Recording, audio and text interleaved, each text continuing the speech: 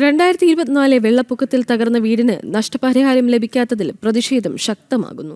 ബാലുശ്ശേരി പനങ്ങാട് സ്വദേശിനി ശശികലയുടെ കുടുംബമാണ് ജില്ലാ ഭരണകൂടത്തിന്റെ അനാസ്ഥ ചൂണ്ടിക്കാട്ടി നടപടി ആവശ്യപ്പെട്ടിരിക്കുന്നത്.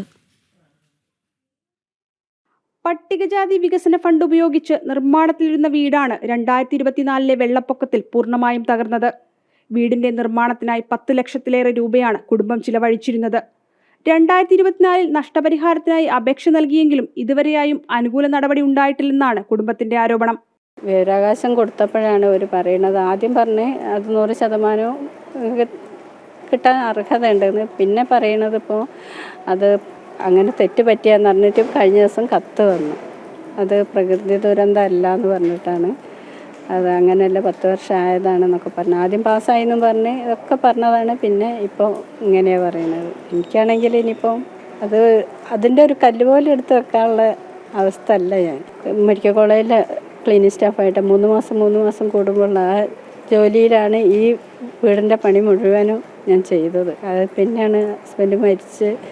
പിന്നെ എനിക്ക് എല്ലാ കടവും ഞാൻ തന്നെ ഉള്ളൂ. പിന്നെ വീട്ടുകാർക്കൊന്നും സഹായിക്കാനൊന്നുള്ള ആസ്തിയില്ല. എല്ലാവരും കൂലിപ്പണിക്ക് പോണ ആൾക്കാരാണ്. ഭർത്താവിൻ്റെ വീടാണ് എൻ്റെ വീട്. ജൂലൈ 16 കോഴിക്കോട് കളക്ടറേറ്റിൽ നിന്ന് ലഭിച്ച വിവരാവകാശ അപേക്ഷയുടെ മറുപടിയിൽ പ്രകൃതി ദുരന്തത്തിന് സഹായം അനുവദിച്ചിട്ടുണ്ട് എന്ന് വ്യക്തമാക്കിയിരുന്നു. എന്നാൽ പിന്നീട് 10 ദിവസത്തിനു ശേഷം ധനസഹായം അനുവദിച്ചില്ല എന്നും മുൻപത്തെ മറുപടി തിരുത്തുന്നുവെന്ന കത്തും ലഭിച്ചു.